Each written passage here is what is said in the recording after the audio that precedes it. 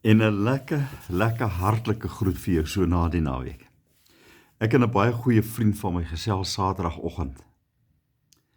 En hy vertel vir my hoe hy gery het en die sonneblomme so na die son toe gedraai het en hom gegroet het. En ek herinner myself daaraan, ek het jare terug vir 'n ander vriend van my gewerk in die nagskof. En hoe ek ook die oggend gery het en die sonneblomme so hulle gesigte so na die son toe gedraai het. Wat 'n pragtige gesig om te sien. Nou ek wil nou vanmôre vir jou op hierdie maandagmôre sê, wees vandag 'n sonneblom in iemand se lewe.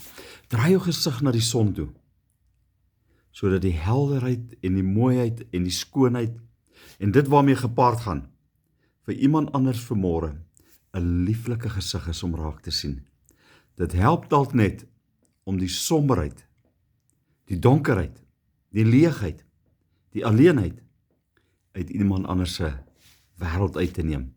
Sy daai mooi sonneblom glimlag van jou sien, terwyl jy sê, goeiemôre.